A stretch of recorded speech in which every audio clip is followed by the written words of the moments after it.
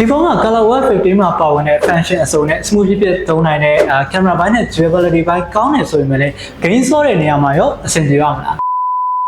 Okay ဒီနေ့မှာကျွန်တော် gaming test အနေနဲ့စမ်းပြပေးသွားမယ့်ဖုန်းလေးကတော့ကျွန်တော်တို့ basic level ဖုန်းဈေးတန်းတစ်ခုမှာ AI feature တွေ ColorOS 15 နဲ့ပြောရရင် durability ဘိုင်းကောင်းတဲ့ဖုန်းဆိုပြီးတော့နာမည်ကြီးနေတဲ့ Oppo Reno 13F လေးကို gaming test အနေနဲ့စမ်းပြပေးသွားမှာဖြစ်ပါတယ်အဓိကတော့ဖုန်းဝယ်ပြီးသွားတဲ့အခါကျမှကိုဝယ်လိုက်တဲ့ဖုန်းကကိုလိုချင်တာနဲ့စိတ်ကူးနဲ့လက်တွေထပ်တူမကြတာတွေမဖြစ်စေချင်တဲ့အတွက်ကျွန်တော်ဒီဗီဒီယိုလေးကိုလုပ်ပေးလိုက်ခြင်းဖြစ်တယ်လို့ဖုန်းနဲ့ပတ်သက်ပြီးတော့သိချင်တဲ့အကြောင်းအရာတွေရှိမယ်ဆိုလို့ရှိရင်လည်းဒီဗီဒီယိုရဲ့ comment မှာဝင်မှတ်ခဲ့ကျွန်တော်အကုန်လုံးကိုဖြည့်ပေးပါမယ်လို့ပြောနေပဲကျွန်တော်အစီအစဉ်လေးကိုစကြတာပေါ့ထို့ကနေမဲ့ဒီဖုန်းမှာဆိုရင်ကျွန်တော်အနေနဲ့ကမြန်မာနိုင်ငံမှာလူစိတ်ဝင်စားမှုများတဲ့ One Legend PUBG eFootball 2024ဒီ game တွေကို3နာရီစတိုင်းမနာတမ်းဆော့ခဲ့တဲ့အချိန်အတွင်းမှာလည်းဒီ game တွေမှာရတဲ့များ graphics setting အမြင့်ဆုံးတွေမှာထားပြီးတော့ဆော့ခဲ့တယ်လို့ကျွန်တော်တို့က brightness ကိုတစ်ဝက် volume ကိုတစ်ဝက်အခန်းအနေနဲ့က air conditioner မှာမဟုတ်ဘဲနဲ့တာမန် room temperature တစ်ခုမှာစမ်းသပ်ခဲ့တာဖြစ်ပါတယ်ဒီဖုန်းမှာသုံးမိထားတဲ့ SoC က Helio G100 10nm ဆိုတဲ့ SoC ကိုသုံးမိထားပြီးတော့ battery အနေနဲ့က 5800 mAh battery ပါဝင်လာမယ်ဆိုတော့ဒီဖုန်းနဲ့ game တွေကို3နိုင်စတဲ့မနာတမ်းဆော့တဲ့အခါမျိုးမှာဒီဖုန်းရဲ့ gaming performance အခြေအနေဘယ်လိုရှိမလဲကျွန်တော်နဲ့တူကြည့်ကြတာပေါ့အရင်ဆုံးဒီဖုန်းမှာကျွန်တော်ပထမဆုံးစမ်းပြီးဆော့ခဲ့တဲ့ game ကကျွန်တော်မြန်မာနိုင်ငံမှာလူစိတ်ဝင်စားမှုအများဆုံး game ဖြစ်တဲ့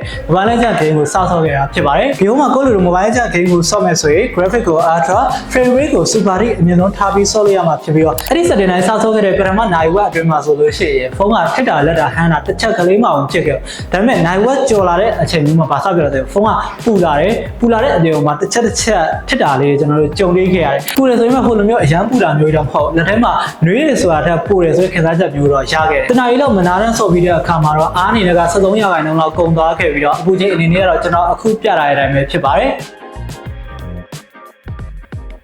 Mobile Legends game ကိုတနာရီစတိုက်မနာတမ်းဆော့ပြီးတဲ့အခါမှာတော့နောက်ထပ် game တစ်ခုအနေနဲ့က PUBG Mobile game ကိုဆော့ခဲ့ပါတယ်။ PUBG Mobile မှာဆိုရင်တော့ Messi တို့အနေနဲ့က graphic ကို HD frame rate ကို ultra အမြင့်ဆုံးထားပြီးတော့ဆော့လို့ရမှာဖြစ်တယ်။ဒီနေ့မှာကျွန်တော်အနေနဲ့ပထမဆုံး Mobile Legends game မှာရတဲ့သူများ graphic setting အမြင့်ဆုံးတွေမှာထားဆော့လိုက်တဲ့အတွက်ကျွန်တော်တို့ဖုန်းကပူလာတာမျိုးတွေထက်လာတာမျိုးတွေတစ်ချက်ကြုံတွေ့ခဲ့ရတယ်။ဆိုတော့ကျွန်တော်ဒီ PUBG Mobile game မှာဆိုလို့ရှိရင်ကျွန်တော် graphic setting လေးကို smooth မှာထားပြီးတော့အနည်းငယ် short ဆော့ခဲ့တယ်။ setting နဲ့တနာရီစတိုက်မနာတမ်းဆော့တဲ့အခါမှာတော့ဖုန်းက Mobile Legends ဆော့တော့ကတော့မပူတော့ဒါပေမဲ့ဖုန်းကတောက်လျှောက်လေးတော့နှွေးနေဆော့တဲ့ gaming experience ကအရန်ကြီးတော့ smooth မဖြစ်ပေမဲ့လည်းဆော့လို့တော့အဆင်ပြေတဲ့အထင်မှာတော့ထည့်ထားလို့ရတယ်အားအနေနဲ့ကတော့14%လောက်ကုန်သွားခဲ့ပြီးတော့အခုချိန်အနေနဲ့ကတော့ကျွန်တော်အခုပြရတဲ့အတိုင်းပဲဖြစ်ပါတယ်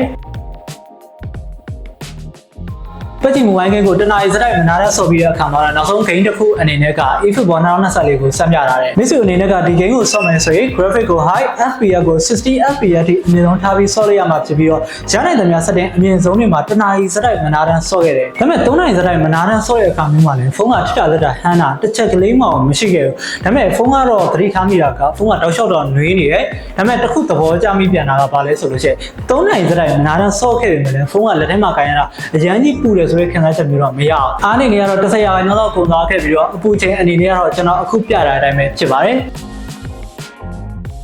်ဆိုတော့အခုလောက်ကြည့်ပြီးသွားမယ်ဆိုရင်တော့ဒီဖုန်းရဲ့ gaming performance အခြေအနေဘယ်လိုရှိမလဲသိသွားမယ်လို့ညွှန်လိုက်ပါတယ်ဆိုတော့ဒီဖုန်းရဲ့ gaming mind နဲ့ပတ်သက်လို့အနည်းချုပ်ပြောရမယ်ဆိုရင်ဒီဖုန်းက Mobile Legends မှာတော့တော်တော်လေးမှတိုင်ပက်ခဲ့ဒါလည်း game မှာရတဲ့သူများ graphic setting အမြင့်ဆုံးတွေမှာထားဆော့ခဲ့တဲ့အတွက်ကြောင့်လည်းပါမယ် PUBG Mobile ဆော့တဲ့အခါမျိုးမှာတော့ကျွန်တော် graphic setting လေးကိုအနည်းငယ် short ဆော့လိုက်တဲ့အခါမျိုးမှာဆိုလို့ရှိရင်တော့ဆော့ရတာ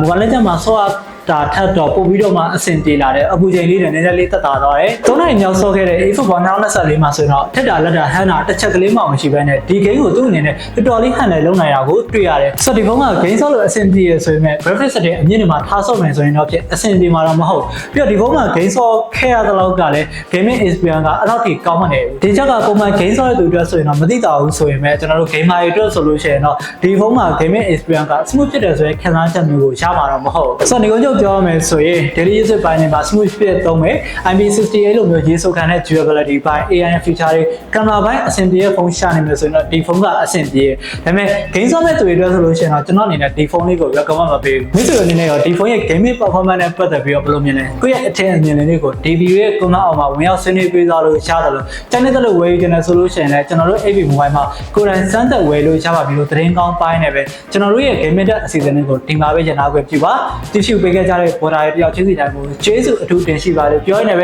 ဲကျွန်တော်တို့နောက်ဗီဒီယိုမှာကြံတွေ့ကြပါဦး